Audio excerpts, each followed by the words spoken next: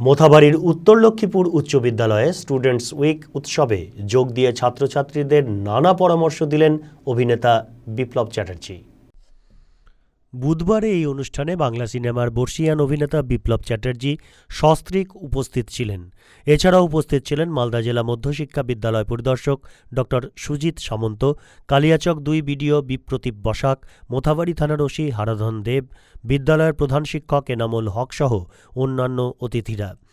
Students week উৎসবে বিদ্যালয়ের ছাত্রছাত্রীরা নাচ, গান, আবৃত্তি সহ বিভিন্ন অনুষ্ঠান পরিবেশন করেন।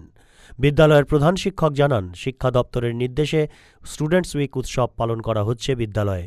অভিনেতা বিপ্লব চ্যাটার্জি বারবার মালদার রূপকার প্রয়াত সাংসদ গনি খান চৌধুরীর নাম তুলে ধরেন। তিনি বলেন, নোংরা রাজনীতি থেকে যদি ছাত্রছাত্রীরা দূরে না থাকে তাহলে তাদের ভবিষ্যৎ খারাপ হবে। মালদাবাসীকে ইংরেজি নববর্ষের শুভেচ্ছা জানান তিনি। মালদা আমি বহুবার এসেছি, আগে অনেকবার এসেছি, তখন মেনলি গৌর ভবনে থাকতাম। শ্রদ্ধেয় গনি খান চৌধুরী সাহেবের তৈরি করা ওটা ওনার সঙ্গে একবারে মিট হয়েছিল আমার। অসম্ভব ভালো ব্যবহার, সবই ভালো।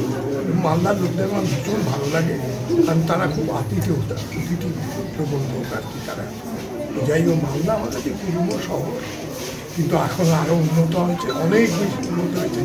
অনেক বছর আগে, ২০ বছর আগে কোথায় এসেছিলাম, তাহলে এখন আরও ভালো হয়েছে। আসতে আরও ভালো লাগবে।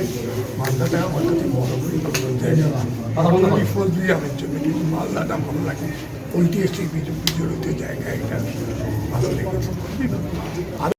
আমাদের আজকের অনুষ্ঠানটা বিশেষ করে ৫৯ বছর আগে এই স্কুলটা প্রতিষ্ঠা করেছিলেন এই এলাকার জ্ঞানীগুলিরা। আমরা তাদের স্মরণ করে আজকের এই প্রতিষ্ঠা দিবসটা পালন করছি।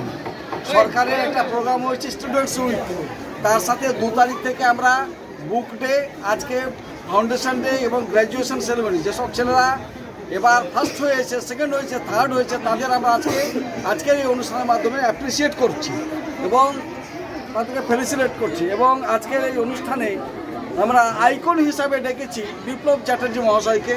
তিনি ফিল্ম জগতের একজন স্বনামধন্য ব্যক্তিত্ব। ছেলেমেয়েরা এইসব জগৎ নিয়েও একটু শিখুক, জানুক, সেই জন্য আজকে উপস্থিত হয়েছিলেন সম্ভব জৈন মহাশয়, এসডিপিও। তিনি দারুণ বক্তব্য রেখেছেন আমাদের ছেলেদের উজ্জীবিত করার জন্য।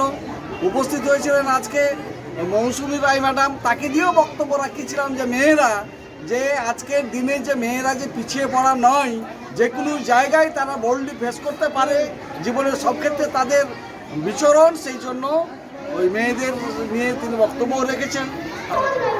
মালদা টুডে।